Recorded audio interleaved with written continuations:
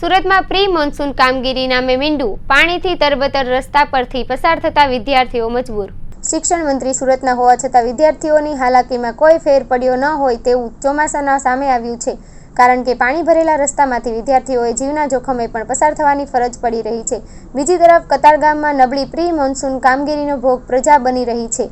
અહીં pre monsoon કામગીરી નબળી થઈ હોવાથી થોડા વરસાદમાં પણ અનેક જગ્યાએ વરસાદી પાણીનો ભરાવો થઈ રહ્યો છે।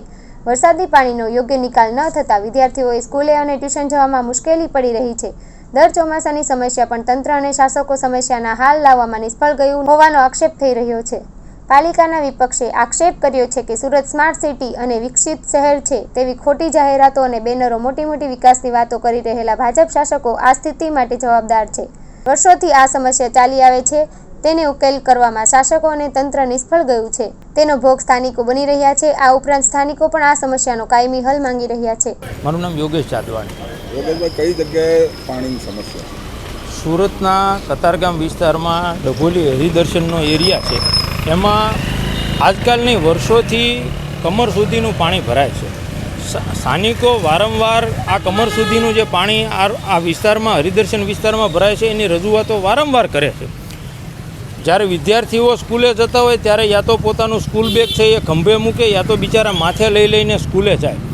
સ્કૂલે અથવા ટ્યુશને જવામાં રોજે સવારે યા તો વાન તો અહીંયા ચાલતા બંધ થઈ જાય, સ્કૂલ બસો પણ અહીંયા ચાલતી બંધ થઈ જાય, એટલે વિદ્યાર્થીઓ સાયકલો લઈને જતા હોય તો એ સાયકલ પણ મૂકી દેવાની અને એ ચાલીને સ્કૂલે જવાનું। અને આ વર્ષો જૂની સમસ્યા છે, પણ આજ સુધી આ સમસ્યાનો કોઈ પણ નિકાલ આવતો નથી। 1-1.5 ઇંચ વરસાદ આવે એટલે પાણી અહીંયા ભરાઈ જાય। સ્થાનિક કોર્પોરેટરો, ધારાસભ્ય આ તમામને રજૂઆતો કરીને ઠાક્યા, કતારગામના અધિકારીઓને પણ રજૂઆતો કરીને ઠાક્યા, પણ કતારગામના જે ભાજપના શાસકો છે કે જે ઝોનના અધિકારીઓ છે એને આ વિસ્તારના ગેરકાયદેસરના બાંધકામો કરાવવામાં, આ વિસ્તારમાં પતરાના શેડો ચાલી રહ્યા છે એમાં ગેરકાયદેસરની હપ્તાખોરીને ઉઘરાણામાં રસ છે, પણ સ્થાનિક લોકોની સમસ્યાઓ ઉકેલ લાવવામાં કોઈ નથી। નહીં તો આ વર્ષો જૂની સમસ્યા આ સુરત જેવા સ્માર્ટ સિટી ગણાતા શહેરમાં ક્યારેય પણ ન હોઈ શકે, પણ એને તોડબાજીમાં ખૂબ રસ છે, અને જો એમાં રસ ન હોત તો આ સમસ્યાનો નિકાલ આવી ગયો હોત।